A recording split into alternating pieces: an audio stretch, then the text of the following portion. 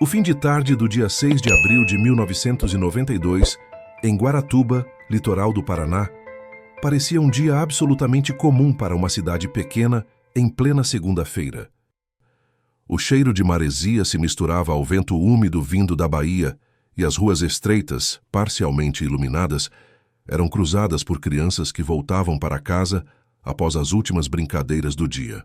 Entre elas estava Evandro Ramos Caetano, um menino de apenas 6 anos, alegre, curioso, brincalhão, o tipo de criança que parecia sempre estar em movimento e que naquele fim de tarde específico caminhava em direção ao colégio onde a mãe trabalhava. O pequeno Evandro havia saído de casa por volta das 18 horas, como fazia diversas vezes. Era um trajeto curto, um caminho simples, considerado comum e seguro para uma cidade onde praticamente todos se conheciam. Ele vestia bermuda, camiseta e calçava chinelos simples. Levava consigo uma energia que só crianças têm, misturada à inocência de quem acredita que todas as ruas levam de volta para casa. Mas, naquele dia, algo aconteceu no caminho entre a casa da família e a escola. A primeira estranheza surgiu quando a mãe percebeu que Evandro não chegara. Ele sempre ia até ela para acompanhar o fim do expediente. A mãe começou a chamar pelo filho nos arredores, perguntando para vizinhos, para as crianças que brincavam nas proximidades. Mas ninguém havia visto Evandro chegar. Ele simplesmente não apareceu. Às 18h30, o alerta virou preocupação. Às 19h, virou desespero. E às 20h, a cidade inteira já estava nas ruas, com lanternas, velas, cães, bicicletas e um sentimento crescente de que algo muito errado estava acontecendo. Era a sensação quase física de que o menino não havia simplesmente se perdido, e sim desaparecido de maneira súbita, abrupta, silenciosa demais para ser obra de um acidente comum. Vizinhos começaram a vasculhar terrenos baldios, becos, áreas de mata baixa. As pessoas gritavam o nome de Evandro como se a voz pudesse alcançá-lo em algum ponto escuro. O pai avaliava cada informação com um olhar desesperado, tentando manter a lógica, tentando manter a esperança. Era uma busca coletiva, mas emocionalmente devastadora. Por volta das 21 horas, surgem os primeiros relatos que mais tarde moldariam as suspeitas iniciais da polícia. Testemunhas disseram ter visto um carro branco passando devagar na rua onde Evandro deveria ter passado. Outros falaram de um homem estranho, parado, observando as crianças na região do colégio. Detalhes vagos, subjetivos, típicos de comunidades pequenas acostumadas a comentar tudo, mas que se tornariam peças-chave, ou falsas pistas, à medida que o caso ganhava forma. A polícia militar foi acionada. Começaram as primeiras rondas, mas nada. Nenhuma peça de roupa, nenhum chinelo perdido, nenhuma pista, nenhum pedido de resgate, nenhuma testemunha que realmente afirmasse com certeza que teria visto algo que levasse ao encontro de Evandro. Somente o vazio, o silêncio. E foi esse silêncio, um silêncio insuportável, que transformou o desaparecimento do menino Evandro em um dos casos mais complexos, dolorosos e profundamente mal investigados da história criminal brasileira. A madrugada avançou e Guaratuba se tornou um organismo vivo procurando por uma criança. A prefeitura abriu portas. A rádio local interrompeu a programação. Pescadores deixaram seus barcos para vasculhar mangues e corredores da mata. A cidade respirava ansiedade, culpa e medo. Mas o que ninguém sabia, o que absolutamente ninguém tinha a menor ideia naquele momento, era que esse desaparecimento seria apenas a primeira camada de uma trama gigantesca, repleta de confissões obtidas sob tortura, investigações precipitadas, laudos contraditórios, prisões polêmicas, pressões políticas, erros grotescos de autoridades, manipulações e suposições tomadas como verdades e 2 famílias destruídas por décadas. E que, para completar, as primeiras suspeitas surgiriam não por evidências, mas por pressão social, pela necessidade quase desesperada que todos têm de encontrar um culpado quando uma tragédia atinge uma cidade pequena, especialmente quando a tragédia envolve uma criança. Enquanto os moradores se mobilizavam, Enquanto a noite caía mais pesada sobre Guaratuba, enquanto o mar continuava batendo nas pedras da baía como se nada estivesse acontecendo, um fato ganhava forma. A partir daquele instante, a história de Evandro deixava de ser apenas o desaparecimento de um menino e passava a ser o centro de uma das maiores tragédias judiciais do país. Uma tragédia que atravessaria décadas, destruiria vidas, mancharia reputações, dividiria o Brasil e, mais tarde, revelaria que a ciência forense seria capaz de corrigir o que os homens haviam errado. A verdade sobre o corpo, a verdade sobre as pessoas acusadas, a verdade sobre os métodos cruéis usados pela polícia e a verdade sobre como tudo isso se conectava com outro desaparecimento da mesma cidade. O caso do menino Leandro Bossi, desaparecido 2 meses antes. Mas naquela noite, nada disso era conhecido. Tudo o que existia era uma criança desaparecida e uma cidade que nunca mais seria a mesma. Aquela madrugada não foi comum em Guaratuba. A cidade, que normalmente adormecida depois das 22 horas, se transformou num labirinto de lanternas, passos apressados, vozes trêmulas e especulações sussurradas por moradores. As ruas, sempre tão familiares, ganharam um ar hostil. O vento parecia carregar mais do que maresia. Parecia trazer uma angústia sufocante. À medida que as horas avançavam, a busca por Evandro Caetano se espalhou como fogo em palha seca. Vizinhos iam de porta em porta, chamando mais gente para ajudar. Famílias inteiras atravessavam a noite com os olhos fixos no chão, varrendo cada canto em busca de qualquer vestígio. Qualquer coisa que mostrasse que o menino havia passado por ali. A mãe gritava o nome do filho entre soluços, sempre repetindo as mesmas frases. Ele sempre vem, ele sempre vem. Por que hoje não veio? O pai tentava manter a sanidade, mas o rosto traía tudo. Desesperança, culpa, a sensação terrível de estar assistindo ao desmoronamento da própria vida.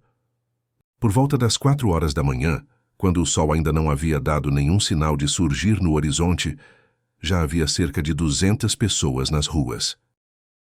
Carros circulavam lentamente, com faróis baixos, tentando iluminar o que a escuridão insistia em esconder. Pescadores deixaram a rotina para vasculhar manguezais. Outros entraram na mata com facões, abrindo caminhos improvisados. Era uma operação intuitiva, quase primitiva, movida pelo desespero. A polícia, então, começou a estruturar as buscas de forma mais organizada. Homens da polícia militar ampliaram o perímetro. A guarda municipal percorreu estradas de acesso. Moradores foram orientados a relatar qualquer movimento estranho. Mas desde o início, um problema ficou evidente. Não havia uma liderança clara, não havia uma coordenação sólida, e cada grupo buscava por conta própria, criando uma confusão que mais tarde cobraria um preço altíssimo na investigação. A cidade, que vivia em um ritmo lento, foi dominada por um frenesi caótico. Todo mundo queria ajudar. Todo mundo queria contribuir. Mas a angústia coletiva se misturou à falta de método. E isso fez com que pistas cruciais fossem pisoteadas, ignoradas ou alteradas sem que ninguém percebesse. Ao amanhecer, quando a luz do sol finalmente tocou a cidade, a realidade bateu com mais força. Nenhuma pista concreta havia sido encontrada. E foi aí que começaram a surgir os primeiros rumores, as primeiras teorias, os primeiros culpados invisíveis. Um grupo de vizinhos jurava ter visto um carro branco passando devagar, repetidas vezes, próximo ao trajeto de Evandro. Outros afirmavam que um homem desconhecido havia sido visto rondando a escola nos dias anteriores. As descrições eram vagas, contraditórias, imprecisas, mas ganharam força porque era preciso preencher o vazio. Era preciso dar nome ao medo. Por volta das 8 horas da manhã, a imprensa local começou a chegar. Repórteres regionais, fotógrafos curiosos e radialistas buscavam qualquer detalhe para alimentar a narrativa do desaparecimento. E conforme a história se espalhava, a pressão sobre as autoridades aumentava. A polícia, então, se viu diante de uma missão quase impossível: encontrar uma criança desaparecida sem testemunhas confiáveis, sem pistas sólidas e sob o peso de uma cidade inteira que exigia respostas imediatas. E foi justamente essa pressão, essa urgência injusta, que gerou uma série de decisões apressadas, algumas das quais ficariam marcadas como erros gravíssimos na história do caso. A primeira ação da Polícia Civil foi concentrar esforços no entorno do trajeto de Evandro, entre sua casa e a escola. Foram feitas buscas mais aprofundadas em becos, terrenos baldios e casas abandonadas. Os investigadores falavam em possível sequestro, outros cogitavam acidente, mas nenhuma das hipóteses se sustentava por muito tempo, porque para qualquer cenário faltavam elementos, faltavam sinais visíveis. Foram interrogadas pessoas conhecidas da família, moradores da região, comerciantes, motoristas. A cada depoimento surgia uma nova ponta solta, e a cada ponta solta surgia uma nova teoria. A multiplicação de possibilidades deixava tudo ainda mais confuso. Ainda assim, ao fim do primeiro dia, havia 3 informações que seriam fundamentais para moldar os rumos iniciais da investigação. Evandro havia desaparecido em um intervalo muito curto, cerca de 10 a 15 minutos, entre sair de casa e chegar à escola. Não havia sinais de luta, fuga ou acidente. Não havia testemunhas diretas confiáveis. Esses elementos, que poderiam servir como base sólida para uma investigação técnica, foram, infelizmente, usados para justificar decisões precipitadas. A polícia passou a enxergar pistas onde havia apenas especulação. E foi assim que, já no segundo dia, começaram a surgir suspeitas que mais tarde seriam vistas como fantasiosas: rituais, seitas, sacrifícios, figuras estranhas na mata, luzes noturnas, carros suspeitos, gente dizendo ter ouvido gritos que jamais foram comprovados. Era como se a própria cidade, tomada pelo medo, criasse histórias para tentar explicar o inexplicável. À medida que as buscas seguiam, o caso chegava aos ouvidos de autoridades de níveis mais altos. O clima político da época pesava, e Guaratuba era uma cidade com forte influência de figuras locais com poder. Isso ficaria muito claro poucos dias depois, mas naquele momento era apenas um rumor. Um rumor que mais tarde se tornaria uma das partes mais sombrias e controversas do caso. Nos dias seguintes, a operação de busca cresceu de forma desordenada. Cães farejadores foram chamados, mas encontraram dificuldade em seguir qualquer rastro devido ao grande número de pessoas que já haviam pisoteado tudo. Helicópteros sobrevoaram a região, mas a mata densa escondia mais do que revelava. A polícia abriu 2 linhas paralelas, uma focada em acidente na mata e outra em possível sequestro. Mas nenhuma avançava. E foi exatamente essa sensação de impotência, essa falta total de progresso, que abriria caminho para uma das reviravoltas mais marcantes do caso: o surgimento de uma teoria que mudaria tudo. A teoria de que Evandro teria sido vítima de um ritual. Essa narrativa, inicialmente um rumor sem base sólida, foi alimentada por coincidências, interpretações equivocadas, necessidades políticas e, principalmente, pelo choque que viria dias depois: a descoberta de um corpo na região do Morro do Caqui. Mas naquele momento, nos primeiros 5 dias, não havia corpo. Não havia culpado. Não havia verdade. Havia apenas uma comunidade inteira mergulhada em medo, uma investigação enfraquecida desde o início por falhas estruturais e emocionais, e uma cidade prestes a entrar em um dos capítulos mais obscuros de sua história. O desaparecimento de Evandro, até então, era tratado como um caso isolado. O que ninguém sabia, e o que a polícia negligenciou, é que 2 meses antes, em Guaratuba, outra criança havia desaparecido: Leandro Bossi.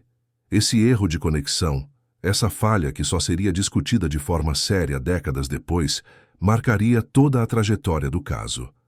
A investigação estava em andamento, mas estava andando na direção errada, e o pior ainda estava por vir.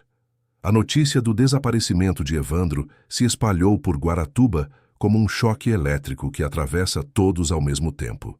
A cidade pequena, de ruas estreitas e comunidade unida, mergulhou em um estado de alerta imediato. A manhã seguinte ao sumiço já era marcada por vozes ao longe chamando pelo nome do menino, grupos improvisados vasculhando cada canto que pudesse abrigar uma criança assustada, A família Caetano, consumida por uma angústia que invadia até o ar, se uniu a vizinhos, pescadores, moradores antigos da região e até veranistas que insistiam em ajudar. Era como se por algumas horas não existisse divisão. Apenas uma comunidade inteira tentando impedir que outro desaparecimento se tornasse definitivo. Mas, paralelamente à mobilização voluntária, algo começava a se desalinhar dentro da estrutura policial. A investigação formal, ao invés de acompanhar a intensidade do clamor popular, dava sinais de desorganização desde o início. Policiais que deveriam coordenar buscas não conversavam entre si. Informações eram anotadas em papéis soltos, sem protocolo.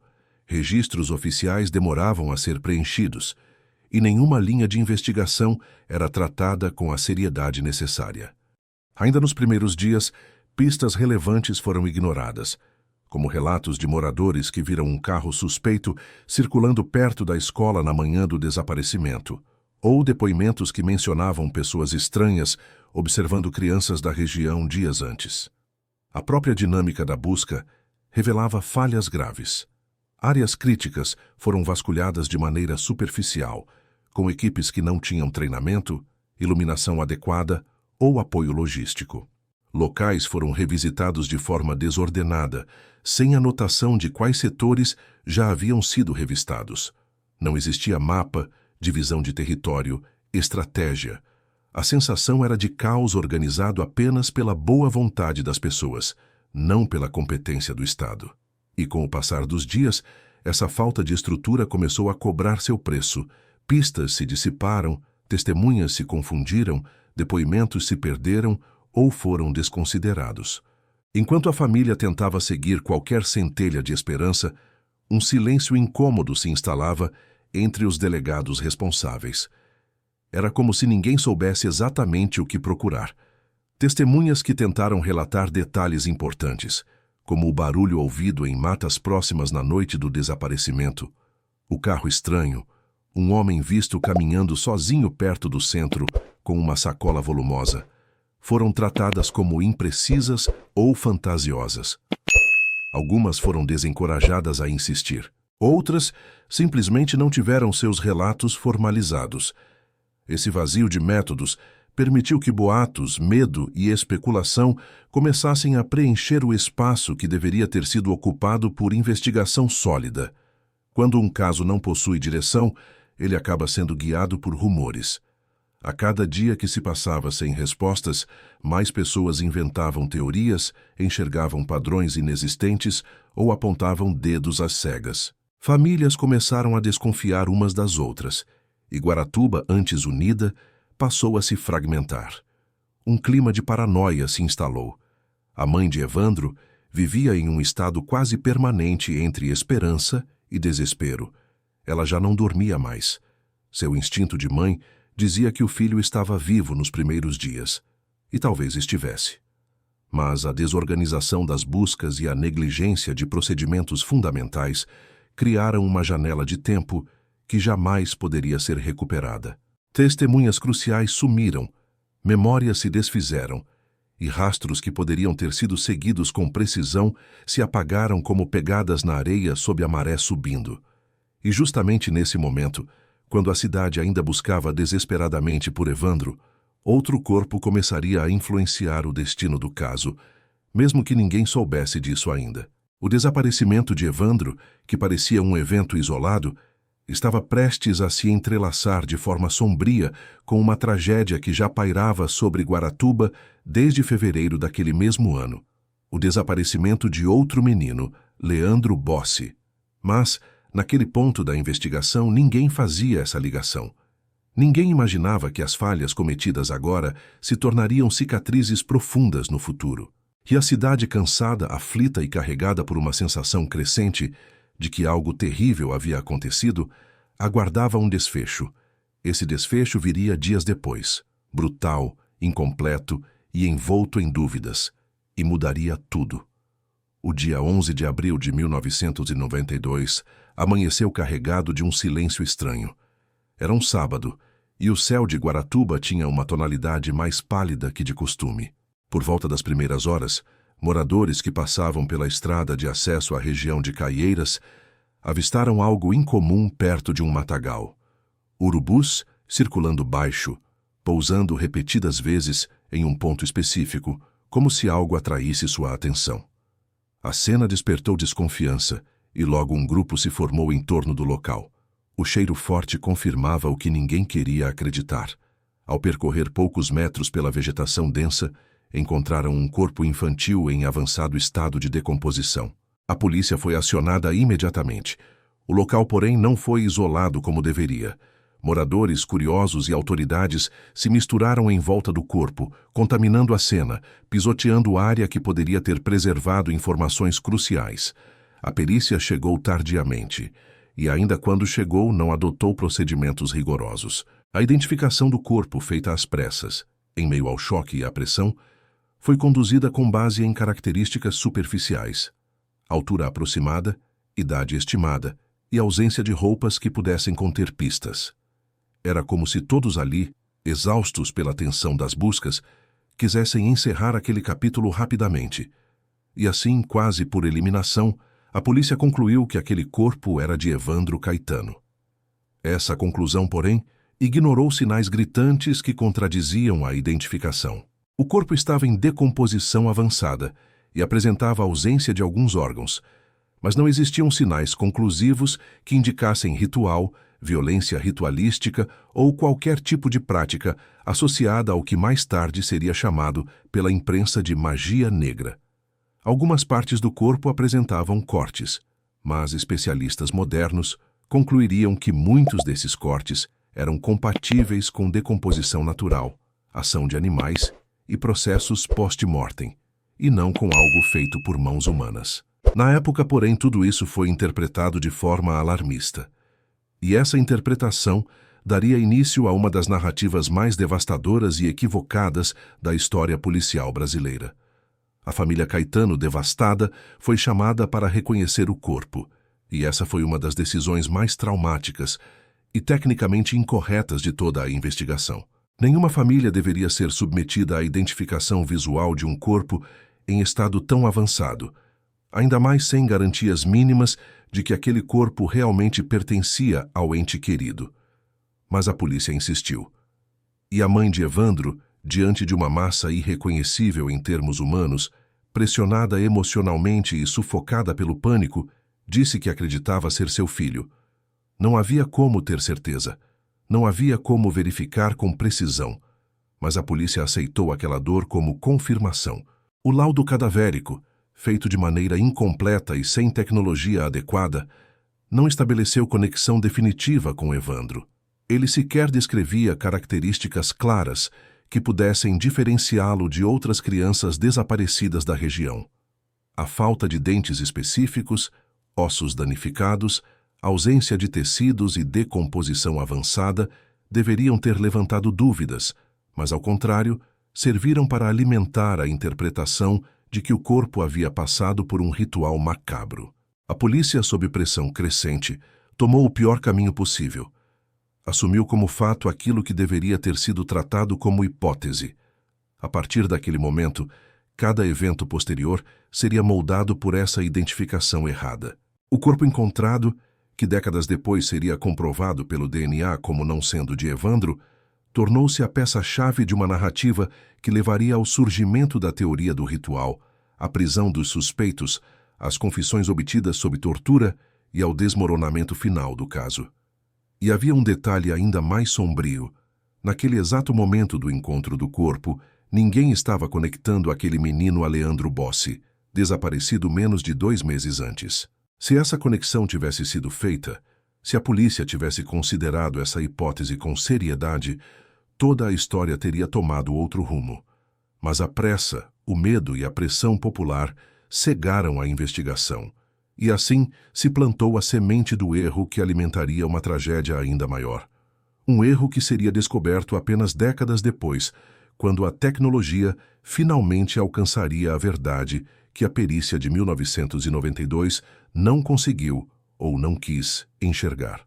O corpo encontrado em Caieiras foi carregado como se fosse a resposta que todos procuravam. Mas, na verdade, era o início de um labirinto. Um labirinto de equívocos, interpretações falhas e decisões apressadas que moldariam todo o futuro do caso Evandro.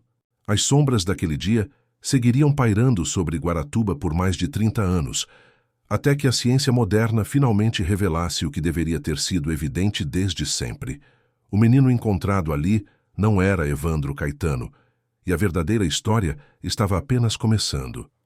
O avanço da investigação após o encontro do corpo introduziu um dos capítulos mais obscuros e traumatizantes da história policial brasileira.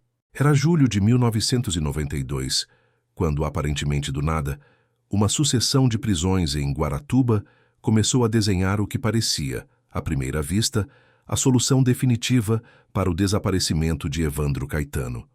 A polícia do Paraná anunciava, com uma segurança quase performática, que havia capturado os responsáveis por um ritual macabro. Pessoas conhecidas na comunidade passaram a ser levadas para dentro das delegacias. A ex-primeira-dama da cidade, Celina Abade, sua filha, Beatriz, e um grupo composto por Oswaldo Marceneiro, Davi dos Santos Soares, Vicente de Paula Ferreira e Ayrton dos Santos. A população, já emocionalmente devastada, foi levada a acreditar que finalmente havia uma resposta. Mas a forma como essa resposta surgiu viria a ser desmontada décadas mais tarde, expondo um mecanismo brutal de extração de confissões que hoje permanece como uma das maiores denúncias de tortura policial da história recente do Brasil. Dentro das salas abafadas, sem janelas, no interior de delegacias austeras, os depoimentos eram colhidos não com base em provas, mas em violência. As confissões não surgiam espontaneamente.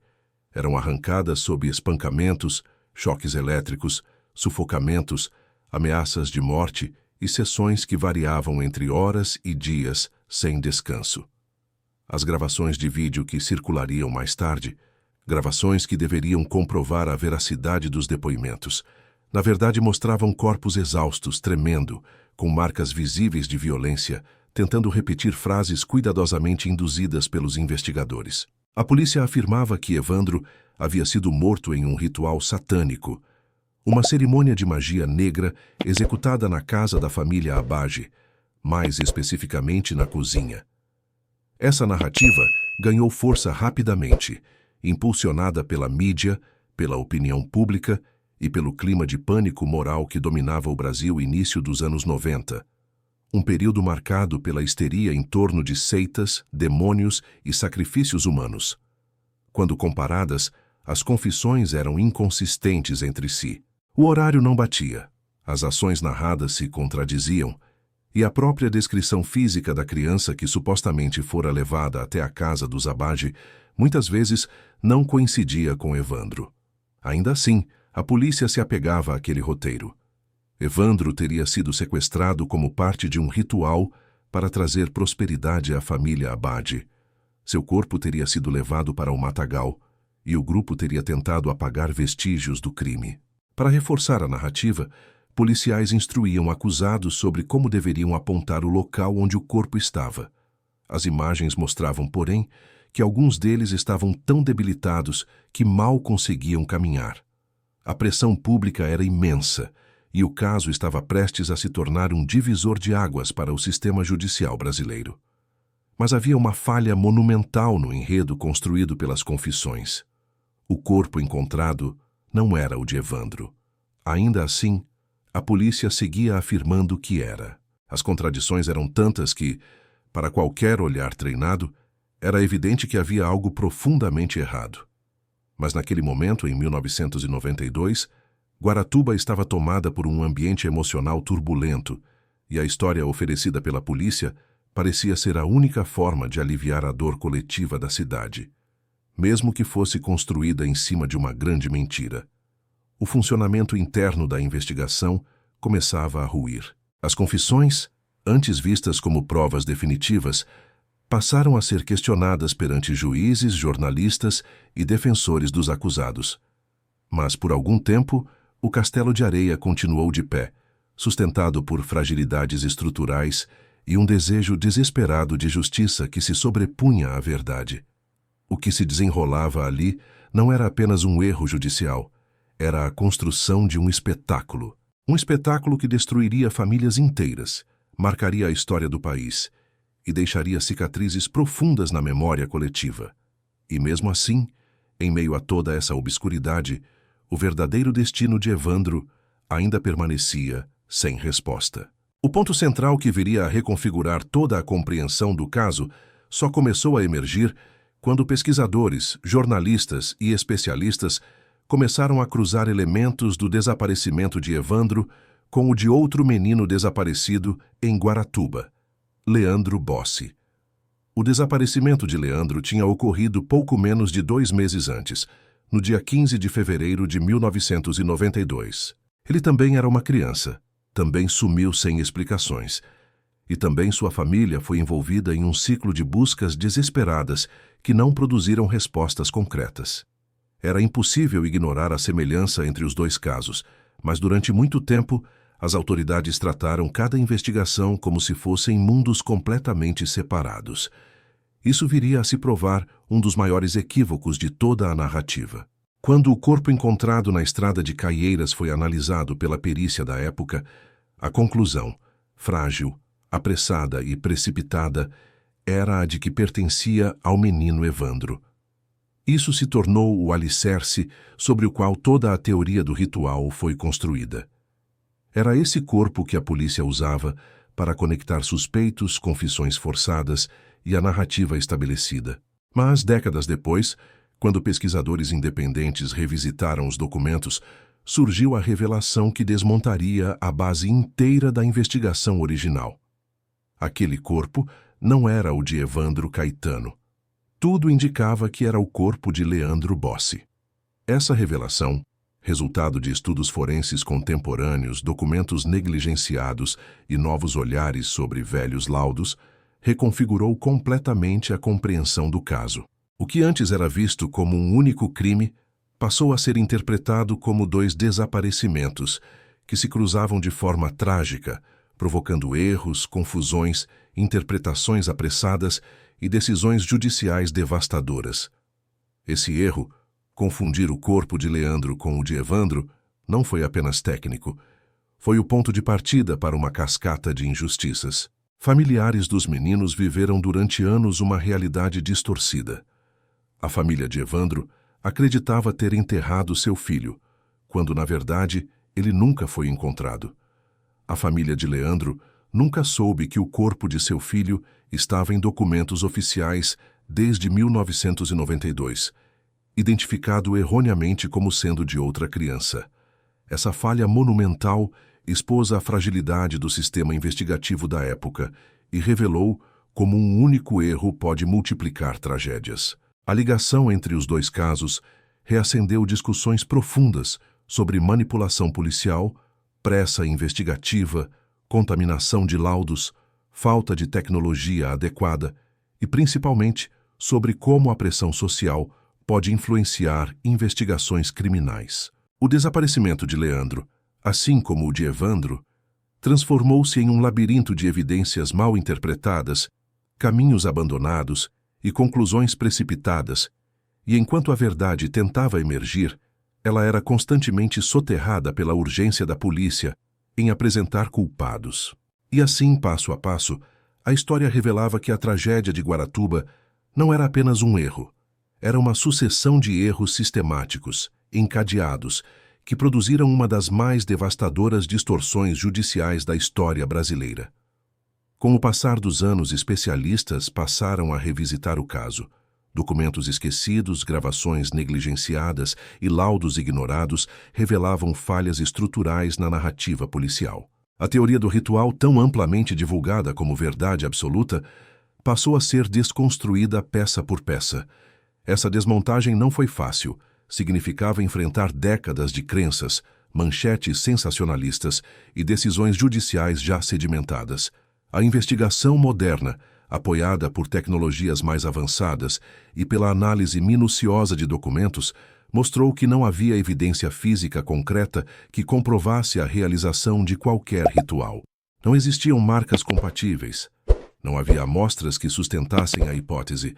E a própria reconstrução da cena era impossível dada a falta de conexão entre os elementos apresentados. Fotos periciais tiradas dentro da casa do Zabadi mostravam ambientes limpos, sem sinais do suposto ritual sangrento. Os horários eram incompatíveis com as rotinas dos acusados. O suposto transporte do corpo tinha lacunas incontornáveis e, acima de tudo, nenhuma prova material sustentava a narrativa central. A fragilidade da teoria ficou evidente quando as confissões foram reanalisadas. Textos repetidos palavra por palavra, acusações cruzadas que não se sustentavam e detalhes que contradiziam evidências físicas demonstravam que as confissões não eram relatos de memória, mas sim respostas induzidas. A reconstituição, peça fundamental no processo, era repleta de cortes, trechos faltantes e direcionamentos explícitos por parte dos investigadores. Surgiram documentos que mostravam que alguns acusados apresentavam marcas de tortura constatadas por médicos na época. Mas esses laudos foram ignorados ou arquivados. Testemunhas afirmaram que ouviram gritos vindos de dentro das delegacias nos dias em que as confissões foram obtidas. E ao cruzar horários ficou claro que muitos dos acusados nem sequer estavam nos locais ou nos horários mencionados nas confissões. Cada detalhe revisitado era uma peça que desmontava o castelo de cartas construído pela investigação inicial. A percepção pública começou a mudar quando profissionais independentes, sem ligação com o Estado, passaram a produzir análises técnicas. A reconstrução fria dos fatos tornou evidente que a investigação original havia sido profundamente contaminada e que, na ânsia por uma resposta imediata, a polícia havia produzido um crime em cima de outro crime: a fabricação de culpados. O avanço da tecnologia forense no Brasil permitiu uma revisão total das evidências biológicas relacionadas ao caso. A análise de DNA, que não estava disponível com precisão em 1992, tornou-se peça central para reavaliar o corpo encontrado em Caieiras. Era uma oportunidade inédita de trazer respostas definitivas para um caso que havia sido marcado por especulação, falhas e distorções. Quando o material foi testado, o resultado foi devastador para a narrativa construída durante anos. O corpo que a polícia sempre afirmou ser de Evandro Caetano não era dele. A análise genética foi incapaz de estabelecer qualquer parentesco entre os restos mortais e a família Caetano. Essa descoberta demoliu os pilares da acusação contra os suspeitos, porque toda a narrativa sobre ritual, sequestro e morte estava apoiada na premissa de que aquele corpo era o de Evandro. A confirmação científica trouxe à tona uma pergunta ainda mais pesada. Se aquele corpo não era Evandro, então quem era? Todas as evidências apontavam para Leandro Bossi, cujo desaparecimento havia sido tratado separadamente, apesar da semelhança entre os casos. A ausência de provas e o fato de que o corpo de Leandro nunca foi oficialmente identificado reforçavam essa conclusão. O DNA transformou não apenas o caso, mas também a percepção pública e jurídica sobre tudo o que havia acontecido. Esse resultado abriu espaço para um novo entendimento sobre o peso das confissões, o papel da mídia, as manipulações policiais e a negligência pericial. Com o DNA derrubando a peça fundamental da acusação, todo o processo judicial começou a caminhar para uma anulação. Advogados iniciaram pedidos de revisão criminal e o caso voltou às manchetes com força renovada. A verdade, soterrada por décadas, emergia de forma implacável. Os suspeitos haviam sido incriminados injustamente. E mais, o desaparecimento de Evandro continuava sem solução até aquele momento. A reviravolta provocada pelo DNA reacendeu debates profundos sobre tortura policial, manipulação de provas e espetacularização midiática. Durante anos, o caso havia sido apresentado como verdade absoluta pelas manchetes sensacionalistas. Programas de televisão exploravam o tema como entretenimento, ignorando nuances e empurrando a narrativa do ritual. Isso alimentou um ambiente nacional de pânico moral, criminalizando práticas religiosas, reforçando estereótipos e estimulando perseguições injustas. O medo, manipulado pela mídia, havia sido transformado em audiência. Quando a verdade começou a emergir, O país se viu obrigado a encarar o papel desempenhado por repórteres, apresentadores, jornais e delegados que se beneficiaram do espetáculo. Documentários, podcasts e reportagens aprofundadas começaram a reconstruir a história com rigor e sensibilidade, levando ao público uma compreensão mais ampla da tragédia. Não havia apenas um crime, havia uma sequência de crimes fabricados, reproduzidos e amplificados. A família de Evandro, que durante anos viveu com a dor de acreditar que tinha enterrado seu filho, foi novamente arrastada para o epicentro do trauma. A família de Leandro teve que lidar com a revelação de que o corpo de seu filho poderia ter sido identificado décadas antes, evitando anos de sofrimento e incerteza. E os acusados, que perderam anos de suas vidas, tiveram suas reputações destruídas, suas famílias despedaçadas e suas vidas interrompidas. O caso Evandro se tornou um símbolo, um lembrete brutal da necessidade de um sistema investigativo mais transparente, de uma imprensa ética e de um judiciário que não se curve à pressão pública. Um lembrete de que a busca por respostas não pode sacrificar a justiça. O país assistiu a depoimentos emocionantes, revisões judiciais e a reconstrução de uma narrativa que finalmente permitia que a verdade respirasse. A conclusão formal do caso, após décadas de revisões e reviravoltas, não trouxe paz completa. O desaparecimento de Evandro ainda deixa um buraco profundo na história. Seu paradeiro final permanece desconhecido. Mas o desmonte da falsa narrativa, que levou inocentes à prisão e criou uma lenda urbana, marcada pela crueldade, representou um passo fundamental em direção à justiça. Os acusados foram absolvidos, e o reconhecimento oficial de que as confissões foram obtidas mediante tortura expôs um sistema falho que por muitos anos permaneceu sem controle. O caso serviu como catalisador para debates sobre práticas policiais, perícia, direitos humanos e responsabilidade estatal. A tragédia se transformou em um marco histórico, influenciando gerações de juristas, jornalistas e investigadores que passaram a defender métodos mais rigorosos, humanizados e baseados em evidências. O legado do caso Evandro se consolidou com a disseminação de investigações independentes, como o podcast Projeto Humanos, que reabriu feridas, mas também iluminou caminhos para uma justiça mais verdadeira. Através de entrevistas, documentos, laudos e análises minuciosas, a nova investigação revelou não apenas o que havia sido escondido, mas também aquilo que havia sido fabricado. E ao permitir que a sociedade revisse cada detalhe, o caso se transformou em um símbolo do poder da busca pela verdade real, aquela que existe além das narrativas oficiais, além das versões convenientes, além das sombras da manipulação. E assim, enquanto o Brasil continua a revisitar o caso, enquanto novas gerações descobrem a tragédia, uma certeza permanece. Evandro Caetano não foi esquecido. Sua história continua ecoando, lembrando ao país que justiça não é um produto pronto. É uma construção contínua, frágil, que exige vigilância, coragem e compromisso, e, sobretudo, exige humanidade.